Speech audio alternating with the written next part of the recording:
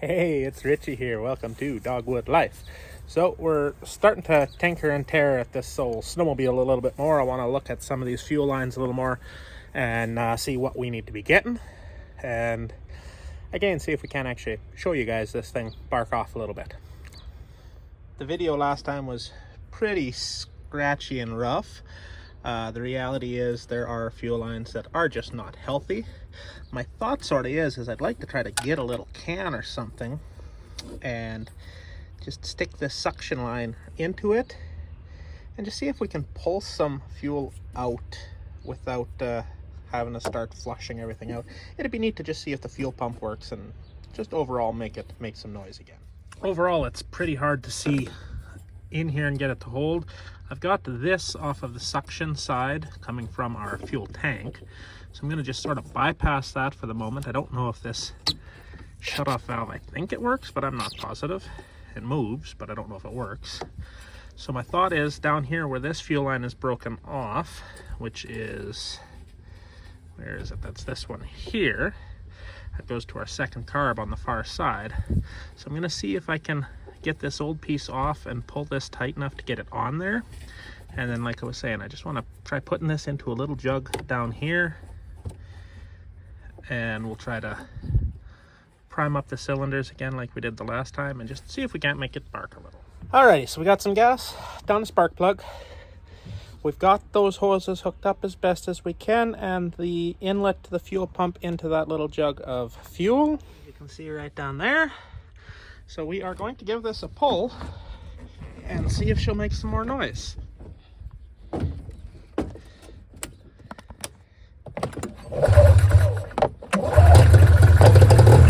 right, it's running. Is it pulling fuel? Oh, it didn't run for very long. That doesn't look like it pulled anything yet.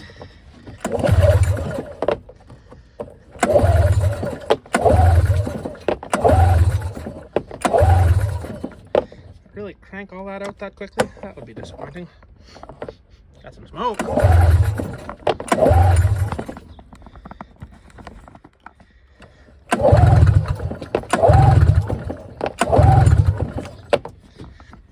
Alright, guess we're gonna have to try that again. We did not get enough happen there to pull any fuel whatsoever. I stand corrected. It did start to pull some fuel. Down there by the fuel pump, it actually split that hose and pulled a bunch out. I think it just did it again now.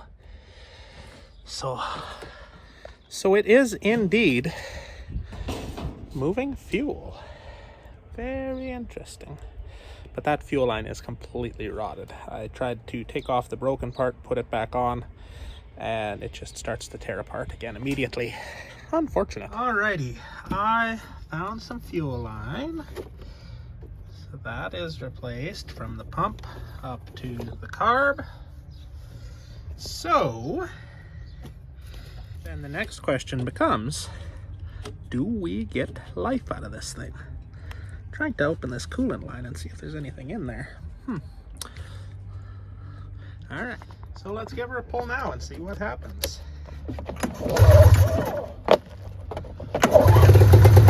Hot dang.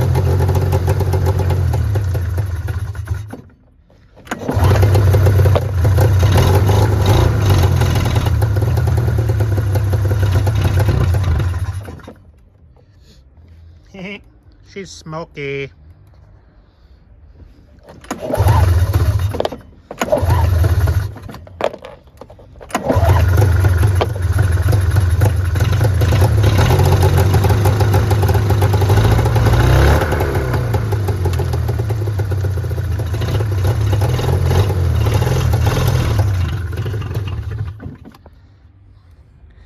Whew.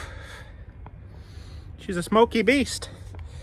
But it also literally have no idea when it was running last, so the fact that it's running and sort of halfway idling, to me that's really, really cool. That's a good indication that we might be able to make something out of this thing yet. So now I have another decision to make. Do I just hook the fuel lines back up to the tank and see if it's any good, or do I dump it out and start over? The lazy part in me just wants to, see if that fuel's any good, but oh, I don't know.